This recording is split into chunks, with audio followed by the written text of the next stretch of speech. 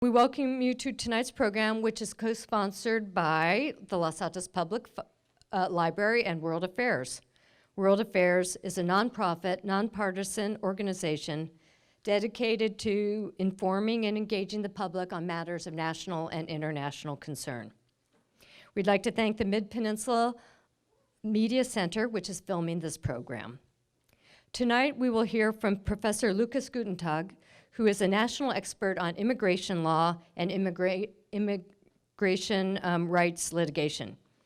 Professor Gutentag served in the Obama administration, most recently as senior counselor to the Secretary of Homeland Security. He is founder and former national director of the ACLU Immigrants' Rights Project.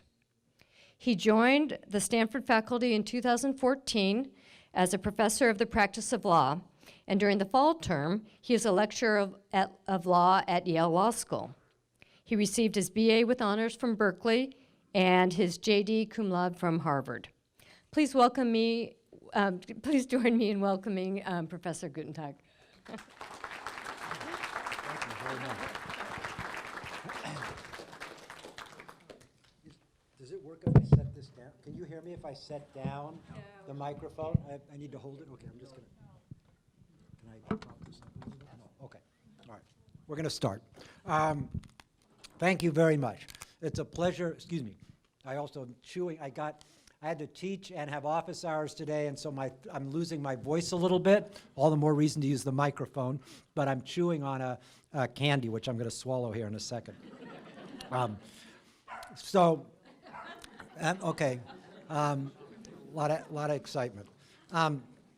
So first of all, let me thank you and thank the World Affairs Council, Maureen, I'm sorry, Katie as well, for the opportunity to speak with all of you on a topic of significance, of controversy and complexity. And I hope we can have a conversation about these issues. I think that and I titled it International Migration and American Values under a Trump presidency.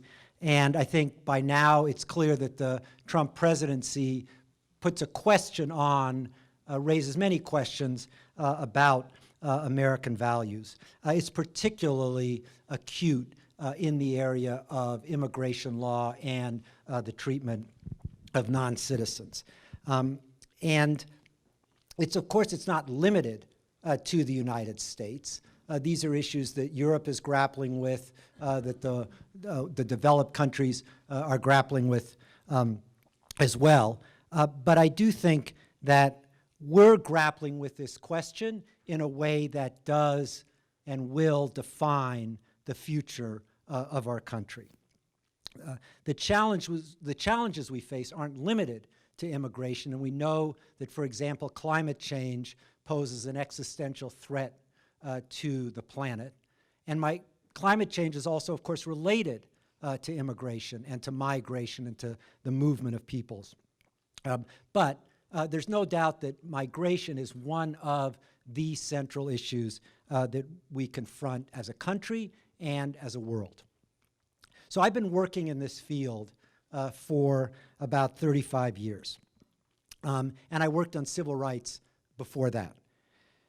I've litigated cases in this area. I've testified before Congress, as we mentioned. I served in the Obama administration, which added to my perspectives on these issues. What I want to do today is talk about this issue with regard, kind of cover three areas, and then have a discussion about this issue. First, what I want to do is provide some history, because I think it's an important framework for today, and it gives us, I think, some insights both about the present and about the future.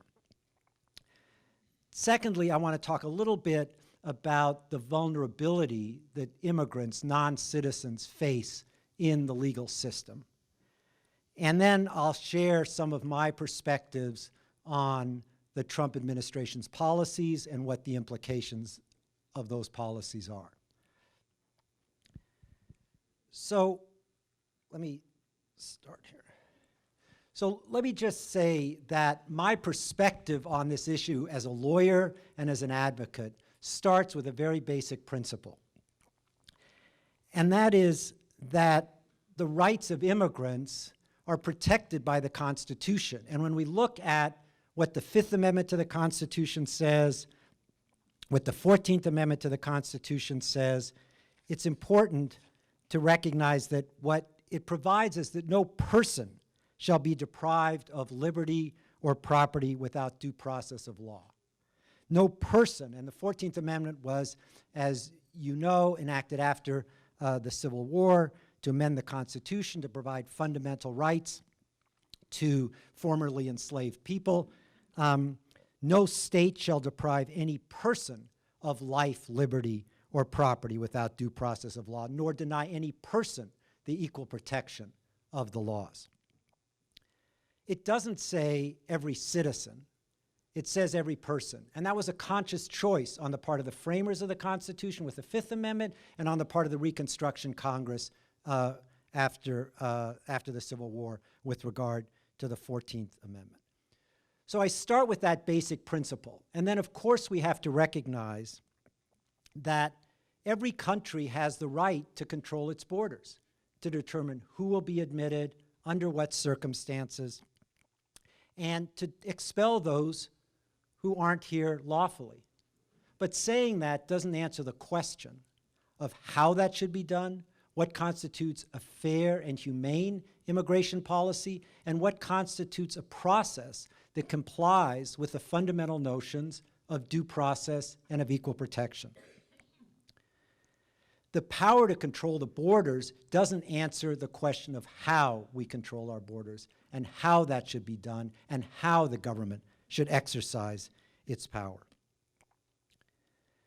So our history has always, in my view, reflected two strands when it comes to the immigration issue and the issue of non-citizens. On the one hand, we are a nation of immigrants. We are welcoming. On the other hand, there's always the restrictive side, the xenophobic and the nativist side. We're both inclusive and exclusionary. Those are always part of our national soul, if you will. The question is, which one predominates at any given time? Which of those two instincts is going to set our policy and determine how we treat the newcomer? Sometimes one dominates, sometimes the other. Neither ever totally disappears. Now, some of the kind of enduring fault lines that we see in this debate and that still govern today's controversies have their roots in the origins of federal immigration legislation and court decisions going back to the turn of the last century, and by that I mean the century of the late 1800s. And so we really have to go back to that era to understand how the legal regime operates today and what the significance is for the rights and protections of non-citizens. So I don't want to spend too much time on this, but I do want to set it as a framework because I think it's too easily forgotten or not taught in our history. So the first federal regulation of immigration was in 1875. There was a little bit during the founding era, but the first real federal legislation was in 1875. And then there was further legislation, significant federal legislation, in 1882. Until then, immigration had been relatively unrestricted or completely unrestricted. There's a little bit of interesting scholarly discussion about what the states might have done and so on. But the first legislation was to exclude so-called lunatics, prostitutes, and others who had committed certain crimes. That was our first immigration legislation. So that tells you something about what the values were and what the concerns were about foreigners at that time. But then the next legislation was the Chinese Exclusion Act in 1882. And that was an explicitly race-based law to exclude Chinese laborers from the United States after the railroad had been completed and after their labor was no longer wanted, and because of the overt racism and hostility that existed, and it existed especially here in California. The focus of hostility towards the Chinese and what generated federal anti-Chinese and the Chinese Exclusion Act emanated from California. And today we look to other states and we see other practices and we see the hostility to immigration. It's arisen at many different places, many different times in our history. But I think it's important and valuable to remember that what California is today isn't what it was then, both because it tells us places can change, and of course there's much more recent history on that. All of us were, if you were living in California, remember Proposition 187 from 1994, when California, again, was sort of the focal point for hostility towards immigrants. But that was true in the 1880s and what led to the Chinese Exclusion Act. And it's also true that the Chinese community was very vigorous in mobilizing, in litigating, and in challenging the Chinese Exclusion Act. They were not a passive community that let the Exclusion Act be imposed, but they were a community that fought against the Exclusion Act, but not successfully. And what the Supreme Court held in the Chaan Ping case from 1889 was, as you can see, that if the government of the United States, through its legislative department, through Congress, considers the presence of foreigners of a different race in the country who will not assimilate with us to be dangerous to its peace and security, their exclusion is not to be stayed because there's no actual hostilities with another nation. In other words, that the power to regulate, the power to exclude, even on explicitly racist grounds, is not limited to countries with which we are in hostilities, so-called enemy aliens or nationals of a country with which we are at war, but rather that Congress has the power to engage in this exclusion even against persons who pose no actual threat to the country, and that the courts will not prohibit that, at least under the doctrine as it was announced in 1889. And let me just say, if the punchline to this presentation were, this is ancient history and this law is no longer relevant, then I wouldn't be talking about it. This is the legal framework that we're still living with today from the Chinese exclusion era. It's formed the foundation of a so-called plenary power doctrine where there's enormous deference by the courts to the political branch's decision. And we saw that most recently in the Trump versus Hawaii litigation over the travel ban or the so-called Muslim ban, where the Supreme Court ultimately upheld the power of the president to engage in the exclusion or to enforce the exclusion of citizens of countries, overwhelmingly Muslim countries. We can come back to that in the discussion. Now, after the 1880s, the Chinese Exclusion Act was the beginning, but it wasn't the end of restrictive immigration legislation. And from the 1890s to the early 1900s, as many of you may know, the patterns of migration to the United States changed significantly. And the patterns of migration to the United States before that had been largely from Northern Europe and from Western Europe. And it's not that those immigrants didn't face hostility. You're probably familiar with the famous Benjamin Franklin, what's attributed to Benjamin Franklin, what he said about the Germans in Pennsylvania when they were settling Pennsylvania. They'll never learn English. They'll never become real Americans. They're devoted to their German heritage. So it's happened with every wave of immigrants that they've been seen as different, that they've been seen as not being part of the American fabric. But there was a significant change in the 1890s after the Irish immigration of the earlier part of the 1800s. Between 1890 and the 19-teens, 1920s, there was a significant shift from Northern and Western Europe to Southern and Eastern Europe, from lighter-skinned immigrants to darker-skinned immigrants, from Protestant immigrants to Catholic and to Jewish immigrants. And there was an enormous reaction to that change. And you can see it in some of the slides, some of the cartoons of the era. Some of this is hard to read. Well, you can see 11 Italians lynched by a New Orleans mob.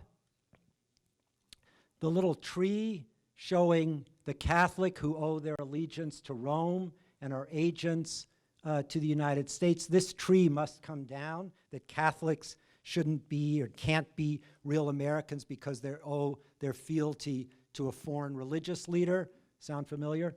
And then the cartoon at the bottom that you can't really read, where Uncle Sam is blocking the door, where the immigrant, on the drum it says Sabbath desecration, with a caricature of what appears to be a Jewish person, the bag carrying disease and the other bag labeled poverty.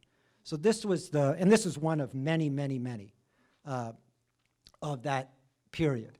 Japs keep moving, white man's neighborhood, you can read that. So what happened then was that Congress passed additional legislation, and in 1917 created what was called the Asiatic barred zone. Now it's interesting to look at that. We already had the Chinese Exclusion Act, so China was barred. Now is barring, now is barring the so-called Asiatic area. Well, what's excluded from that barred area? One, significantly, Japan. Why was Japan not barred at that time? Well, because the Japanese were important laborers in California in the fields as farm workers. And so it's always this dynamic of, on the one hand, there's exclusionary interests, there's various competing interests, and the agricultural industry of California wanted to continue to have those Japanese laborers. So even though we had the Asiatic barred zone, it didn't completely bar everyone from Asia.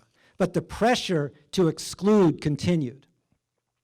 And in 1924, Congress acted. First in 1921, then in 1924, Congress acted. And it enacted the National Origins Quota Act. Right? And what this did, and you can see it barred all Japanese immigration, so it added Japan to the area. But what it did more importantly, or not more importantly, in addition, what it did was it limited immigration from countries based on the population of the United States as it existed in 1890. Well, 1890 was significant because that was before the wave of Eastern and Southern European migration. Initially, Congress passed a law that said, we'll look at the 1910 census, but that didn't achieve what it wanted. So it then said, we're going to base immigration quotas on the 1890 census, and said it's only 2% of the people of that nationality who were in the United States as of 1890 who could enter. Well, what that did immediately was precipitously drop immigration, particularly of Italians and Poles, who had been a huge number, not all, but a significant number of the immigration from those countries. And just as an example, the annual immigration of Italians before the Quota Act went into effect was between 150 and 200,000 immigrants per year. After the quota went into effect, no more than 6,000 a year could be admitted to the United States. Excuse me. Poles, approximately, but somewhere between 1 million and 2 million Poles immigrated to the United States over the preceding 20 years, an average of roughly 100,000 a year. after the quota went into effect, limited to 4,000 people a year. So it had a very specific intent, and it accomplished that intent, and that was to preserve the ethnic makeup of the United States as it existed in 1890. And those quotas remained in effect until 1965. We're going to get to that in just a moment. But it was also the quota which led to the famous St. Louis, the boat of Jewish refugees from Germany who were not allowed to land in the United States because the German quota had been filled. So this Quota Act remained in place, as I was just saying, until 1965. And it was as a result of 1965, really of the civil rights movement, that the call to repeal the quotas finally bore fruit. They'd been recognized as racist. They'd been recognized for what they were for a long time, but there wasn't the legislative will to end them. President Truman in 1952, when immigration legislation was passed, the whole Immigration Act was recodified. He vetoed it in part because it maintained the quota system. He said we should end it. Well, in 1965, it finally ended. And it removed the prohibition it ended the quota system. It ended basing the number of immigrants on the 1890 census. There had been some reduction in the Chinese Exclusion Act. It was actually ended in 1943 because the Chinese were allies of the United States in World War II, but it was ended nominally, not really, because the number of visas allowable to Chinese after the Exclusion Act was ended in 1943 was 105, total number of Chinese allowed to enter the United States during that period. There had also been, until all through the 1940s, prohibitions on non-whites naturalizing to become U.S. citizens. So even those immigrants from the East Asia or South Asia who were allowed to immigrate to the United States, they couldn't become U.S. citizens. The only persons who could become U.S. citizens were those who were deemed white under the law, and because of the civil rights amendments to the Constitution, blacks were eligible to naturalize because of the 14th Amendment. So only whites and blacks could become naturalized. And the Supreme Court, in a series of opinions, looked at whether various people like Hindus, South Asians, and others and East Asians were white or black and deemed them neither, so they were not eligible to naturalize.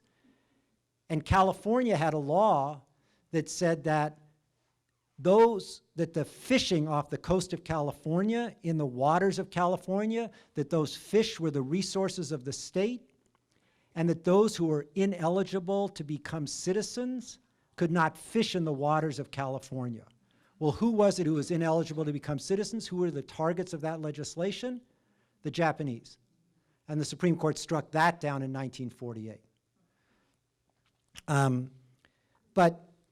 So we see the 1965 Immigration Act that amends and repeals this National Origins Quota Act. And what the graph shows you is what it did to change the immigrant flows into the United States. Who became eligible as an immigrant to immigrate to the United States as a result of this change in the law. And instead of it being exclusively or overwhelmingly European, we began to see a mix of immigrants. And part of what we're experiencing today is the fact that immigrants to the United States now, and their children and their children's children, are not the mix that we saw before 1965. I'll come back to that in just a second. The other thing, though, that the Quota Act did was by eliminating these national origins quota, what it did was said, we're going to equalize the number of immigrants from every country that can come to the United States. So instead of having a quota based on the census of 1890, say we'll have equal numbers. Every country will be treated equally. And every country being treated equally meant that 20,000 people from each country, up to a maximum of 270,000 worldwide, could be admitted to the United States. Right? So there was a total cap on immigrants, and there still is today. And there was a per country cap, but it was an equalized cap rather than a skewed cap.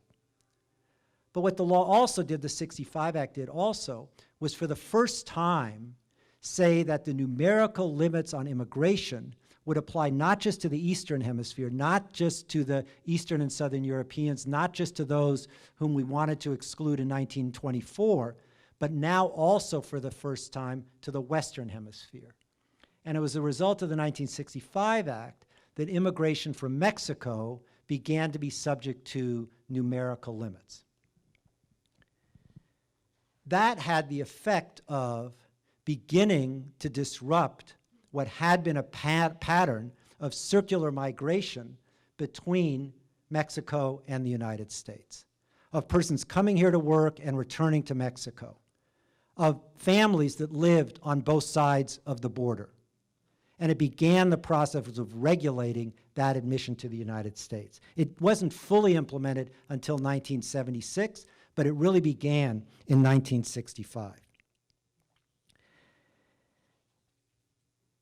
Now, the more you enforce, and there's been a lot of studies on this by demographers and sociologists, that the beginning of the enforcement of the southern border and to prohibit the patterns of migrations that had formed, the goal is to lock people out. The effect is to lock people in, which is to say that if migration from Mexico, the more difficult it became, those who were here or who had been coming then didn't want to go back to Mexico because they couldn't come back. And if they can't, if they're going to stay, then they want their families to come. And if it's difficult to cross the border, it raises the cost of getting in, and so then the risk of leaving and returning becomes greater and greater. So it had a kind of a lock-in effect that as we've increased the enforcement at the border, it stepped up significantly in 1986, stepped up even more in 1996, and of course we have a lot of debates now about the wall, but I want to come back to that, that it's had an increasing effect of causing a more settled population in the United States from Mexico. And just for those of us who, this is Mexico in the early 1800s, just in case we forget.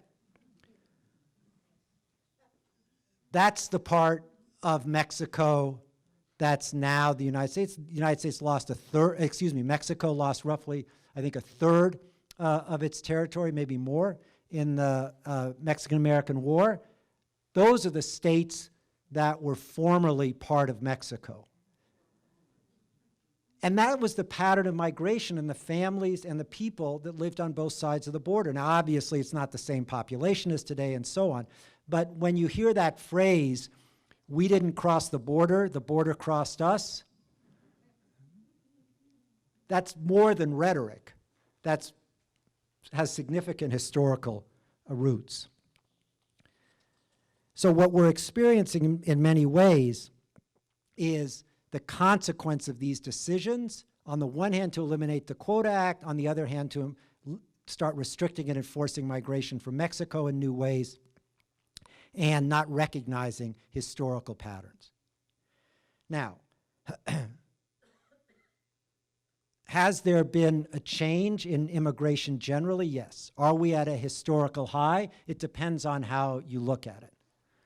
What this graph shows is immigration 1850 to 2012.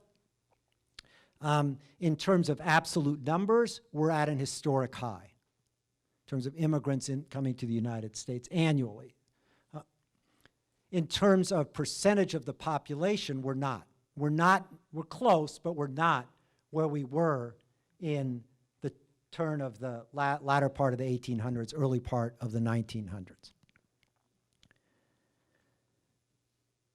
But this change, both the one I showed before in composition and the increase in numbers, has engendered a reaction. Here's a different version of that same, it doesn't really actually this, and here's the source of immigrants up to 2015. And you can see what used to be overwhelmingly European and Canadian immigrants is now a very different, there's a very different composition.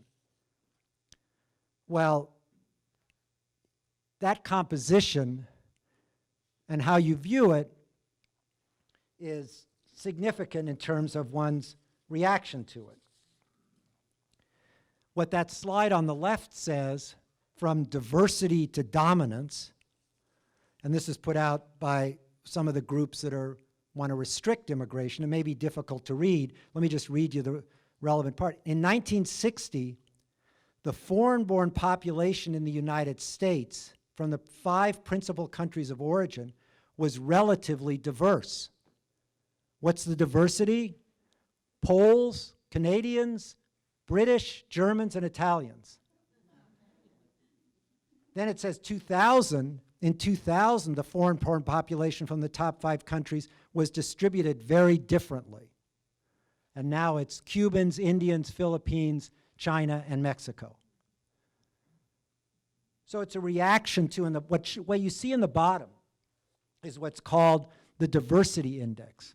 And what that says is the darker blue shows us from a scale of 1 to 100, 0 to 100, the chance that 2 random people are different by race and ethnicity in any given place. And so the darker the blue, the greater the chance of diversity.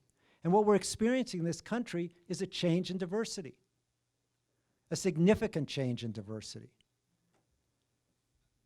And there's a reaction to that. So all of that's by way of some background on how we got to where we are. It's not the only thing, and I want to come back to some of the more challenging aspects, but this is significant, and this is what's engendered the reaction that we've been experiencing in California in 1994, in Texas, in other places, and now what we're experiencing with the Trump administration. So let me turn for a second to the second point I want to talk about, which is the immigration deportation process. We have a process for arresting, detaining, and deporting people. You've heard a great deal about it in the press over the course of the last 2 years. Heard about it before then.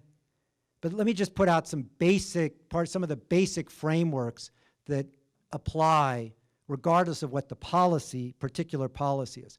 A person who's arrested, a non-citizen who's arrested and put into removal proceedings in order to be expelled from the United States has no right to an appointed lawyer. They can have a lawyer if someone will represent them or if they can afford to hire one, but the overwhelming majority of people who are subject to deportation or what we now call removal go through it without a lawyer. A system that's so complicated that the courts repeatedly say there's nothing more complicated than immigration law except maybe the tax laws. And yet we expect people to go through it. There's litigation now to argue that at least children who are put through the deportation process should have the right to appointed counsel. In that litigation, a government immigration judge testified that there was no problem with putting a child through deportation proceedings because he could teach a 3-year-old immigration law and let him represent himself. I always tell my students in immigration law that just remember, I could teach this to a 3-year-old, so there's no right to appointed counsel. There's no right to release from prolonged detention. If a person's detained while they're waiting for their hearing, many are detained without any individualized hearing of whether they're entitled to bond, whether they pose a flight risk or a danger. They're subject to what's called mandatory detention. Some are eligible for release, but many are not. There are limitations on the right to go to court to challenge what the immigration bureaucracy has done.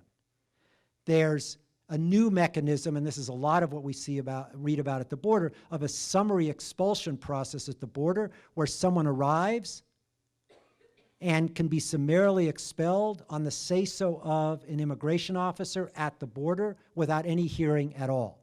If that immigration officer says you don't have the right papers to come in, you can be summarily expelled. And that happens at airports every day, and it happens at the border all the time.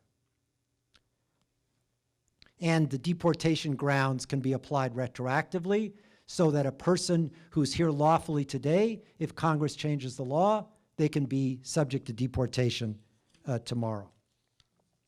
Now, I want to come back to that border expulsion process in a second.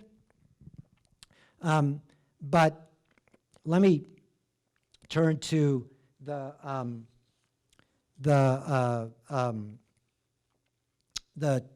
of the Trump administration policies.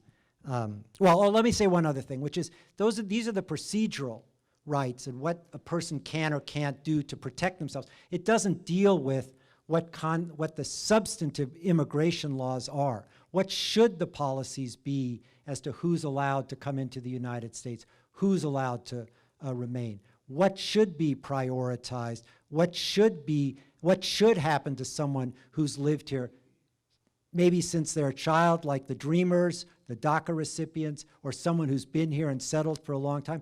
There's no statute of limitations in the immigration law system. No matter how long a person's been here, if they're deportable, they're always deportable. They can have lived here for 20 years, 30 years, and I've had cases where individuals who were here and had legal status, and then the law changed, and then they applied for naturalization, and then the new law said not only are you not eligible for naturalization, but now because you've come forward and identified yourself, you're actually deportable based on the new change in law. So there's no vested right for a person who's not a citizen to remain here, and the law can change out from under them. And there's no real mechanism for persons who are undocumented to get legal status. There's no line that a person can get into if they're undocumented in order to get legal status. There's certain categories of people who qualify. Marriage to a United States citizen can qualify someone for legal status. But even then, under the procedures in place, the very act of applying for that green card based on marriage to a United States citizen might require them to live outside the United States for 10 years. So people won't apply because of the penalty that's attached to getting that benefit. And for many other categories of people who qualify, sons and daughters of U.S. citizens, children of people with green cards, siblings of U.S. citizens, the wait period that's imposed because of the limits that we have on the number of immigrants who can qualify each year can be not just years, but in some cases decades.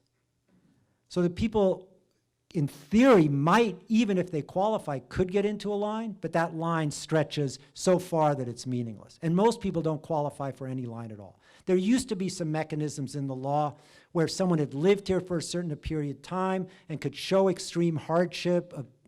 If deportation would cause extreme hardship, they might then, as a discretionary matter, qualify for some benefit and some kind of temporary status, but that's been largely erased. And there was a system in the law that said that if you've been here since a particular cutoff date, then you can qualify for legal status. But that cutoff date has been left at 1972 since 1986. Before that, you had to have been here before 1954. In 1986, they said if you've been here since before 1972, and that has never been updated since, and so now it doesn't apply to anyone in any meaningful way, and one could easily update that. So there's mechanisms there that could exist, but they're not there. They've either been eliminated or they're not available. All right, so what's the Trump administration done? We know a lot of them. Let me go through a few of them. We know about the travel ban. It got a lot of attention. We know about the rescission of the DACA program, the program of the Obama administration from 2012 that gives temporary work authorization and temporary protection to those who arrived as young children before the age of 16 and before 2012. It doesn't apply to any young person who arrived after 2007. It was adopted in 2012. It only applied to those who had already entered the United States before 2007. So it's a closed cohort of people, and it was terminated by the Trump administration. It's been tied up in litigation since, and so the program's still in place, but only because the courts have stopped the termination of it. So-called temporary protected status, which has gotten more attention recently, a number of various countries that were given, nationals of those countries, that were given protection because of the turmoil in their home countries, because of civil strife, because of civil war, because of natural disaster, from El Salvador, Haiti, Honduras, Nepal, Nicaragua, Sudan, and some others. Those were terminated. Those were not all, but most of those were terminated. All the Central American ones were terminated. Terminated all of these, left a couple of others in place. The courts have stopped some of those terminations. That's about the DACA population of Dreamers is in the neighborhood of between 700 and 800,000. The TPS recipients is in the neighborhood of 300 to 350,000. So that's in excess of 1 million people that the administration seeks to terminate and to deport. We know about the challenge to the so-called sanctuary cities and states. California has been at the forefront of challenging that. Santa Clara County has filed the principal litigation challenging the Trump administration's attempt to cut off funding to cities that decline to cooperate with immigration enforcement. And the state of California is at the forefront of that litigation. The Attorney General recently issued a directive that victims of domestic violence and of gang violence should not qualify for asylum. It recently adopted a regulation that people who cross the border without authorization should not be allowed to apply for asylum. Those have been stopped both by the courts. And we know that he's declared the national emergency to try to fund the border wall. But beyond that, he's also announced that he wants to deport all 11 million undocumented persons and to fundamentally change the immigration system. So there's a lot more there. This is just a quick slide on some of the things that have been enjoined by the courts. It's by no means all. But let me just turn to the border for a moment. There's a lot of concern about crossing at the border. I think it's important to put that into perspective as well. This is the number of people apprehended, arrested at the border entering illegal. There's been a precipitous drop since 2000. So the numbers are way, way, way down from what they had been historically. There was some reports that the numbers have gone up just a tiny bit recently. So this isn't the absolute latest data on that. But the numbers are down significantly.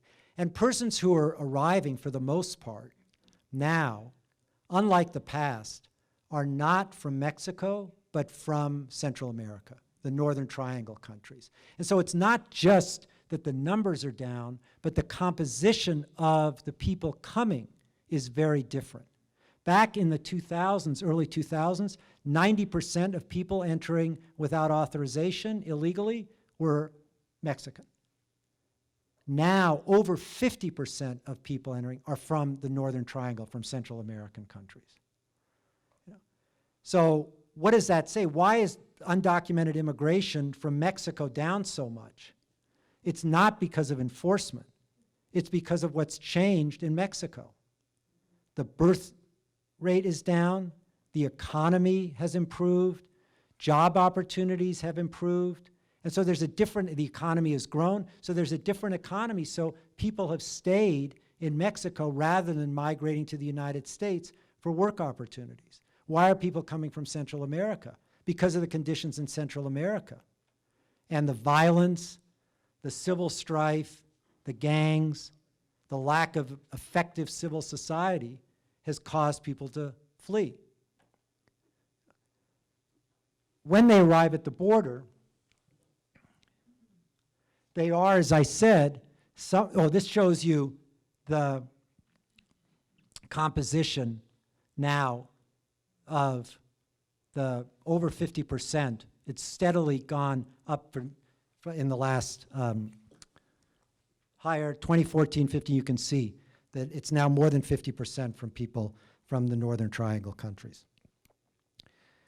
So what happens when a person arrives at the border? The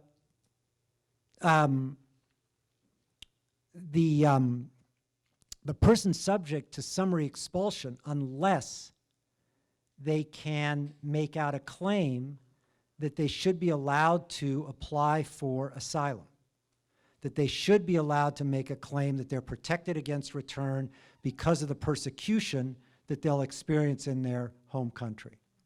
And there's an initial screening that happens at the time of arrest at the border, where that initial threshold screening is supposed to be considered.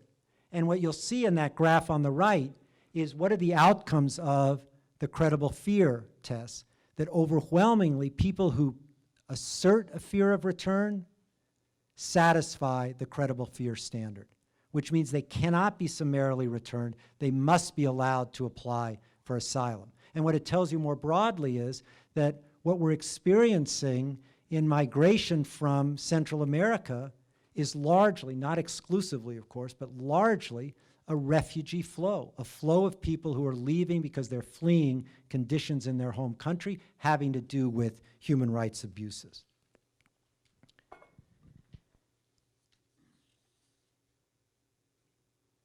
At the same time, the number of refugees that we actually admit from overseas each year has dropped dramatically. You may remember that at the beginning of the Trump administration, part of the first executive order was to end refugee admissions from certain countries and to drop the number of refugee admissions altogether. We had been admitted, the last year the Obama administration was planning to admit 110,000 refugees, up from 75,000 to add significantly for admission of Syrian refugees. The Trump administration has taken that number down now to 20,000 or lower. And those are the numbers since the Refugee Act's been admitted, and we're now dropping to an all-time low. So I think there's one other slide, but we can skip this. Oh, this is the so-called lottery, the diversity, the lottery system. You may have heard a lot about the lottery system.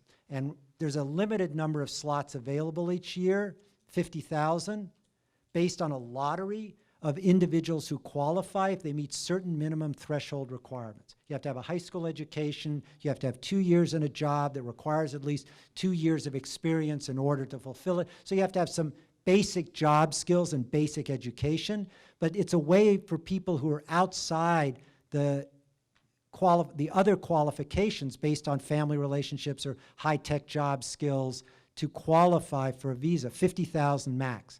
There's been a lot of calls to end the diversity lottery system. Well, what does the diversity system do?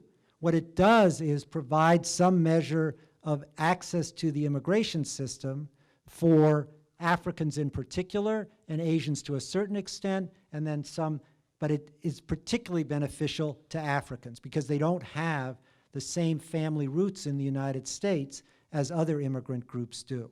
So it too kind of is part of the question of what should the immigration system look like. So let me just say, kind of in a broader sense, rather than discussing of each of these different policies and changes, kind of the cumulative impact and goals. And that is the overall goal of the Trump administration, in my view, is, and its state is to deport millions and millions of longtime residents of the United States and to fundamentally change the immigration system that we have. To deport people who've built their lives, fled persecution, or are deeply embedded in our community, whether it's children or otherwise, and to deport them from the United States. But beyond that, it's also designed to strike fear into the hearts of the immigrant community, to cause immigrants to abandon, voluntarily, so to speak. The English are now adopting a similar system. They have a term for it. We hear it called to as self-deportation, causing people to fear so they leave. The British call it a hostile environment. Let's create a hostile environment by depriving people of the ability to rent, to buy, to get protection. And the goal is to cause immigrants to abandon their homes, their lives, their dreams, their hopes, and even their children, to leave the country. And for us as a country to be saying to them very bluntly, you know, we don't want you. We want you to leave, go away. And I think the target is not just the undocumented population of the United States. That we hear about that. But as I was saying, it's to transform the immigration system as a whole. The Stephen Millers of the world are not just looking at the undocumented immigrant population. They want to reduce and restrict immigration itself. And I think quite clearly, in my view, want to change the racial composition of the United States. And they fear the changing face of America that I think we can celebrate and should celebrate. And so in some deep way, I fear that their goal is to return us to that vision of immigration that was embodied in the National Origins Quota Act from the 1920s. They want a modern version of preserving immigration for only a certain group, and that's white and I think rich, wealthy immigrants. They use the same language as we've heard in the past, that immigrants are criminals, that they're different, that they won't assimilate, that they're taking our goods and our services. They're demonizing them all.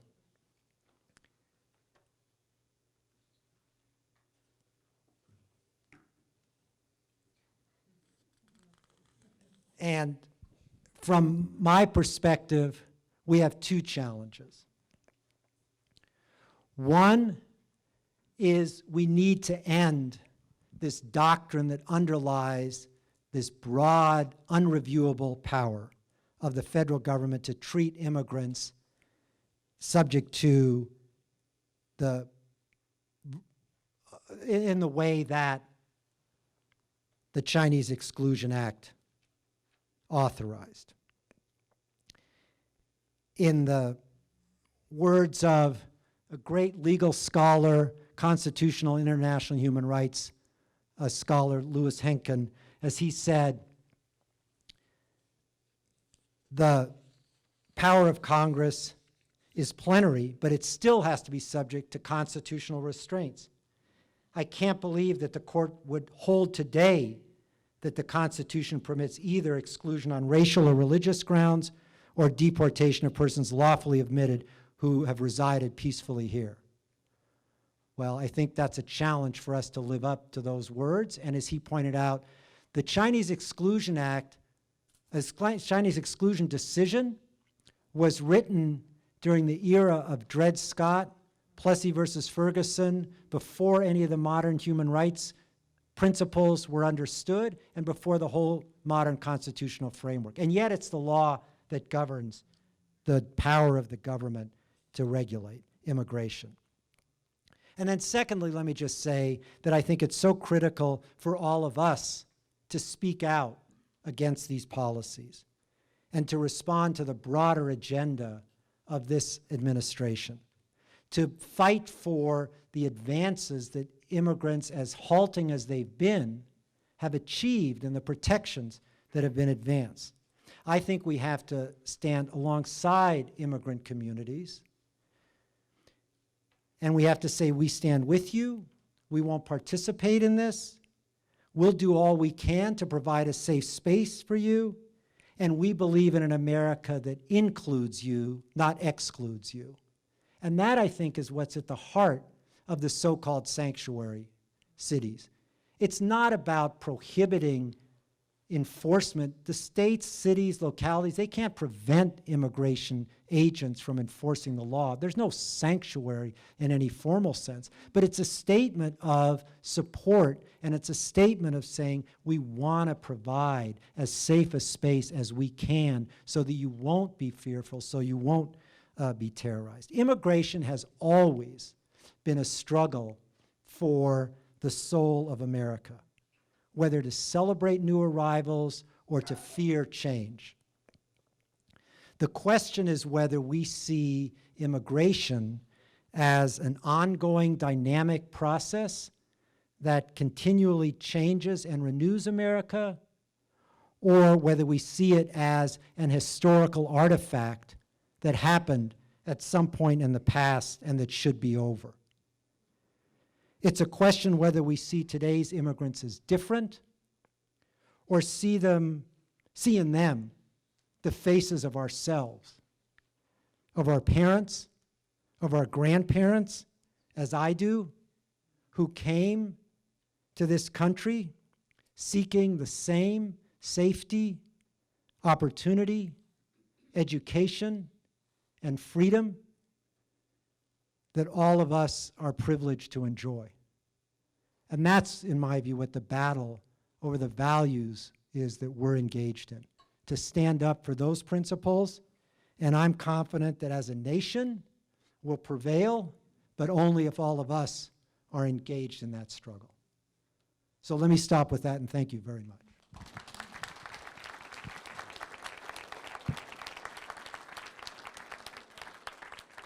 Sure, delighted to take questions. And I just want to say I'm so delighted that my dear cousins Mike and Darlene Smith from Palo Alto are here. It's wonderful. Thank you, thank you. Yes, please. And then why don't we go here, here, and then in the back, and then we'll go from there. Thank you very much. It's a wonderful talk, thank you.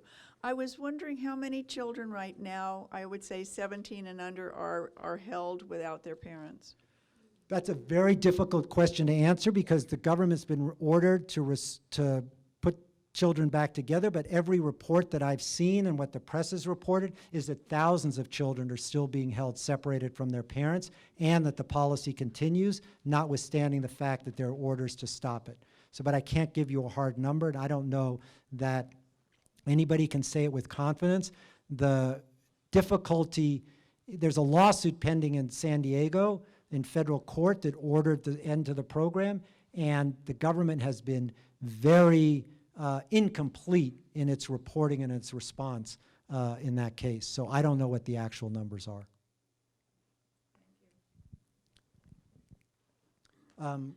Right here, sir.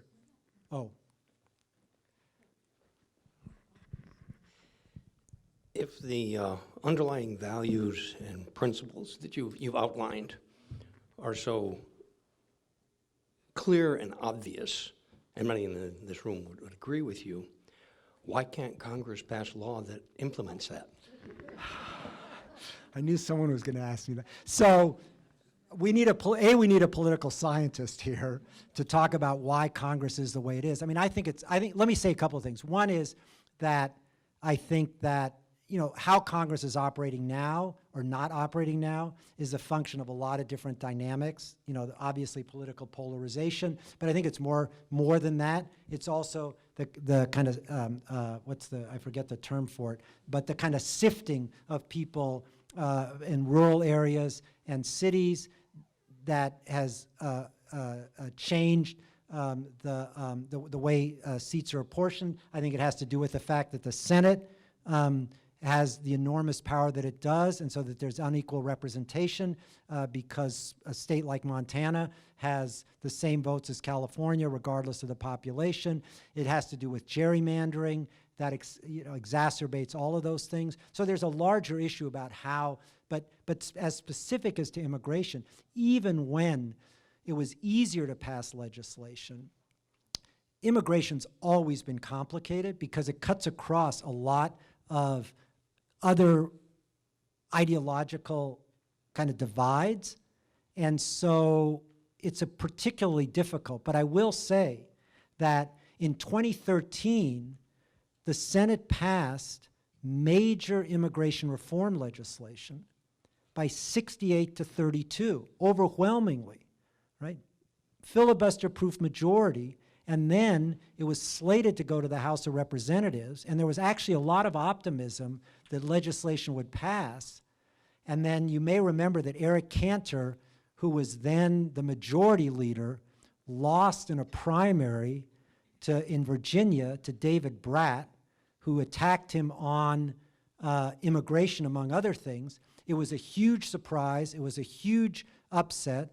And by all accounts, it scared John Boehner away from introducing legislation in the House that up until that primary, there was significant optimism that it might have passed. So I think if policy were to govern, then I think it's possible, but I don't think it's likely now. Let me come back to you after we take some other people. It was a little clarification that the Congress is the way it is because it's in the Constitution, and it was written that way for some reason. A lot of consequences if you try to change it. Yeah, I mean, the Senate, as I say, this is more like a question for a political scientist and so on, but immigration's one of the victims of it, but it has its own unique characteristics that's always made it complicated. But we've had success. And major legislation in 1986 under President Reagan that provided for legalization, that changed the immigration system and so on. So it's happened, but it's been a long time. I want to ask you about the 2020 census and the citizenship question on there, because in doing genealogy research, I see that that's been asked a long time.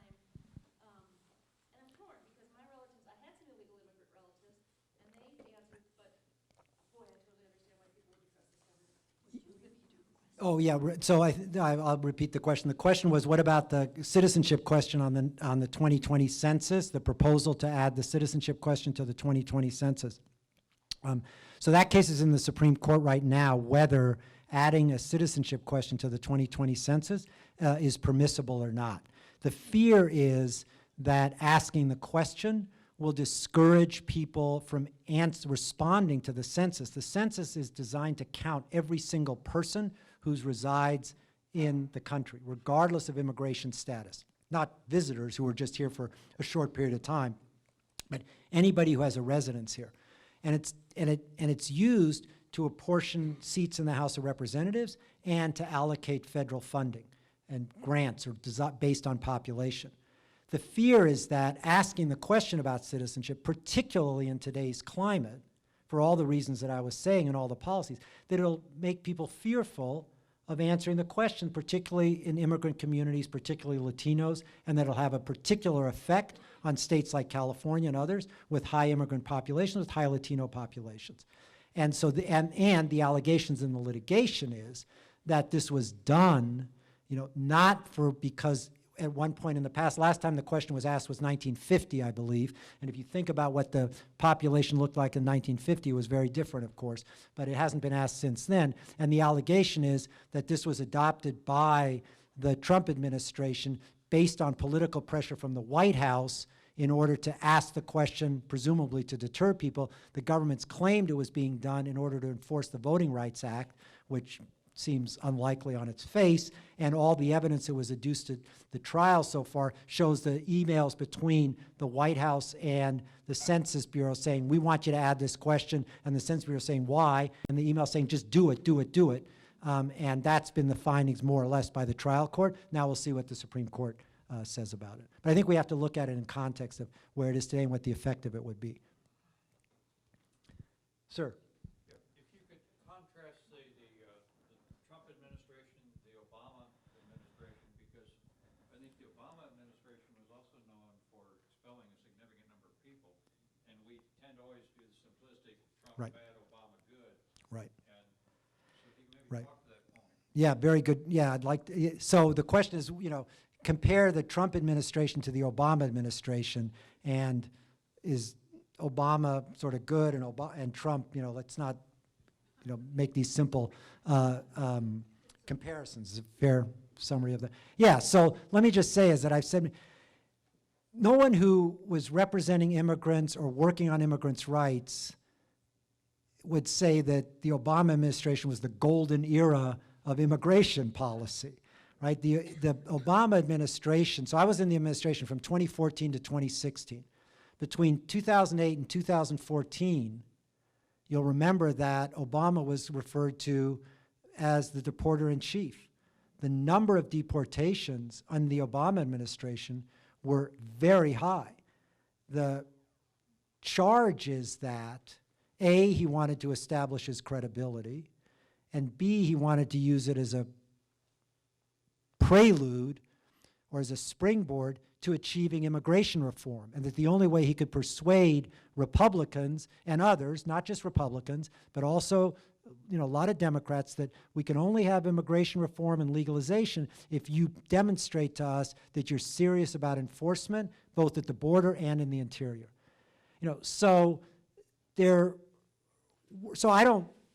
don't defend those policies. I think it was a political miscalculation as well. And although, some might argue that the 2013 legislation that did pass was in part because of those, the legislation that passed the Senate was in part because of that. And then there was a shift in the Obama administration first in 2012 with the DACA program, and then in 2014 trying to shift enforcement and have it be more targeted and focus not on everybody, but only on those who had crossed the border recently, and those who had committed criminal offenses, and those who posed a national security or public safety threat. And those were the new priorities that were announced in 2014, and the last 2 years of the administration was an effort to implement those priorities, as well as the so-called DAPA program, the Deferred Action for Parents of American citizens and legal residents, that you may remember, where there was a new program in addition to the children, that those adults who had U.S. citizen children, not dreamer children, but U.S. citizen children, that those parents should get a deferred action and be allowed to reside here temporarily in 3-year increments so that they wouldn't be vulnerable to deportation if they hadn't committed a crime and didn't pose a security threat, and so on. That would have provided protection for approximately 4 million long-term residents of the United States with U.S. citizen children. They had to have lived here at least 5 years. They had to have U.S. citizen children. They had to go through a screening process, and so on. The state of Texas and a bunch of other states filed suit against that program, and the court in Texas enjoined it and said that that exceeded the president's authority, or at a minimum that he had to go through a more formal process. And there was lots of litigation, lots of appeals, and ultimately the Supreme Court didn't rule on it one way or the other, but it split 4-4, so the lower court decision remained in place, and the program was ended, and then the Obama administration ended. So I think there was a change, there's kind of an arc of the Obama administration, but I think it's fair to say, especially at the beginning of the administration, immigration was not a priority for the Obama administration. Healthcare reform was, Afghanistan was, at one point trying to do something about Guantanamo was, and obviously the fiscal crisis in 2008 that was in place when he came into office. So immigration was not a priority, and by the time it was essentially too late.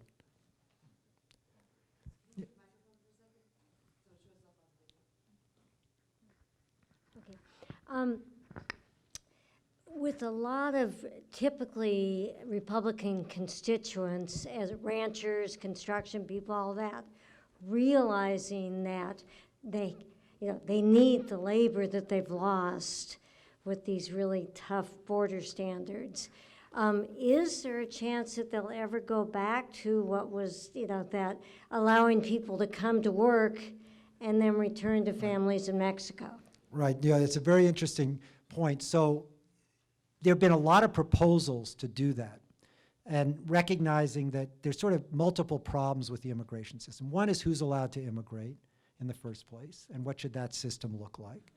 2, what do we do with the undocumented population that's living here to regularize them, stop the fear and the vulnerability? And then 3rd, what do we do about the labor market needs of the United States and protecting workers who are already here? And the 2013, just to use it as a framework, the bill that the Senate passed in 2013 would have provided for a temporary work visa program where workers could have come recognizing that some people want to come to work here, but they don't want to immigrate. And so there should be a mechanism by which that labor need is met, and people who want to work but not settle have a mechanism for getting here that allows them to go and come back. Now, it's very important that you have a system like that, that it provides adequate labor protections, both for those workers so they're not subject to exploitation, and for American workers so that employers don't have an incentive to hire non-citizen workers because they're cheaper, because they can't enforce their legal rights, and thereby make them provide unfair competition to American workers and drive down the working conditions of those who are already here. So there's been a very, careful effort to try to figure out a way to develop that program with sufficient protections to address the labor needs and protect American workers. And 2013 was the first time that employers, labor unions, the AFL-CIO significantly, SEIU and others, immigrant advocates and everyone reached agreement on a mechanism to try to accomplish all those, and it would have created a temporary worker program. Sir, and then, yeah, do we need the mic, or should I repeat it? I know you said that much of the immigration from the southern border now is due to the political situation in those three countries in that triangle, but sometimes I hear that if we would just legalize drugs, I know this is real controversial, sorry, but so is all of this, right?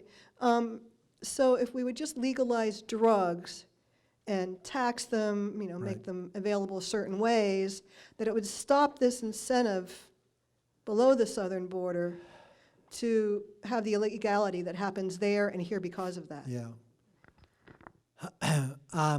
I think I have to say that I don't really have a very informed view on that, except that I think it's, most people would say that it's demand for drugs in the United States that provides all the incentives, that creates the cartels and the drug trade, and all of that, which has been horribly destabilizing to those countries. And it's having a real impact in Mexico as well, and it's really dangerous to Mexican stability as well. Whether legalization, is the way to address that. I mean, my personal view is I think more drugs should be legalized. Whether that would actually address that problem or what the consequences would be and what the other downstream effects are, I don't feel terribly, kind of informed about that. But building a wall is not going to stop drugs from coming into the United States, right, to state the obvious. And building a wall is also not going to stop migrants from coming into the United States. But whether legalization, is the way to actually address it more effectively, I think I have to leave to others. Do we want to? Yeah, let's go over here. Okay, wait, Maureen. Maureen's got the mic. Back to the 2020 census. Yeah. Is there any legal definition of who should be included for purposes of representation? And can each state set its own standards? No, so yes, there is a standard, and it's every person. There's been litigation over this in the past, challenges, but they've all been rejected. But the way the apportionment works now, it's based on population, everyone who's counted. There have been arguments made in the past that only those who either can vote or are here legally or others should be counted, but the courts have rejected that based on what the Constitution says, and it would have some of the same impacts I was saying before, is that if you only count people who can vote, if you only count people who can vote or eligible to vote, what are you going to do about children and so on? If you do only citizens, you could presumably do that, but that's not what the Constitution provides for, and that's not what the courts have said. The original statement in the Constitution. The 3/5 clause? No, I'm thinking more of free landowners, or what does it say? Yeah, well, the restrictions that existed before the Civil War were in the Constitution were superseded by the 13th, 14th, and 15th Amendments, and so we can't discriminate in that way anymore. And so some of those original clauses, I don't know which one you're referring to specifically, but some of those are no longer operative. But there's a dispute. There's definitely a dispute. And some states have argued we should have more representation because California is getting representation based on undocumented persons. Representation should go to us instead. Pennsylvania made that argument back in the 90, I was involved in a challenge over that, but the courts have rejected it. It's never gone to the Supreme Court.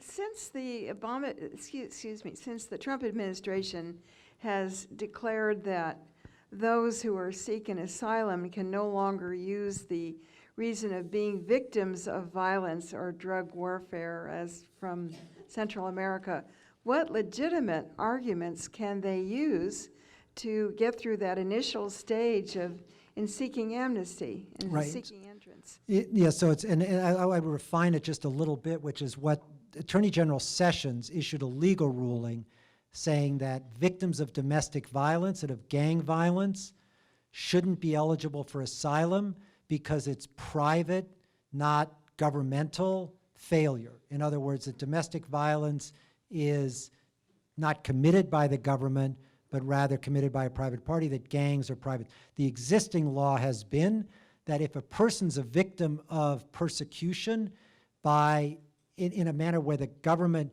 is unable or unwilling to control that private abuser, then that's sufficient for asylum.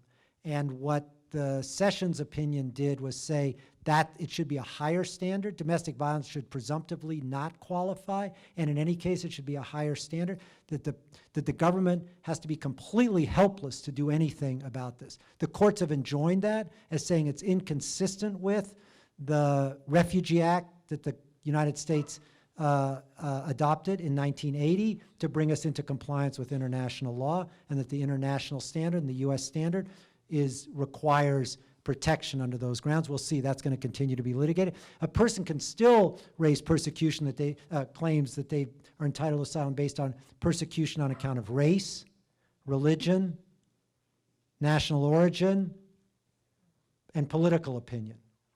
And there's a category called particular social group, and that's the one that's disputed. What constitutes a social group, right? And so part of that, if a person's persecuted based on sexual orientation, as being LGBT, is that a particular social group? And the courts have generally said yes. And all of these refugee protections and definitions are the result of international legal convention, treaty that was adopted after the Holocaust, and it very much maps onto who are the victims of persecution by the Nazis and during the Holocaust. But it's a narrow definition, and so you have to fit within one of those grounds. And the one that's been where recently there's been the most controversy is what is this category, particular social group?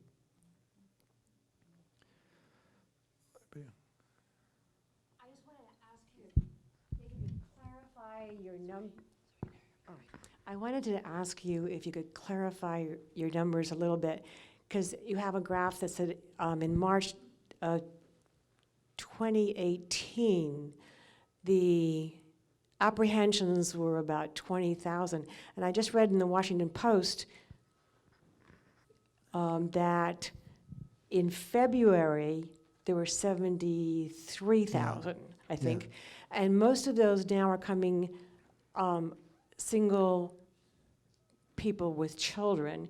And I don't understand the word apprehensions versus asylum seekers, or you said they went up slightly, but going from 20 or 40,000 to 73,000 seemed like a big jump. And then they expected also that was a cold month, and then in March they expected it to be 100,000 because it was warmer.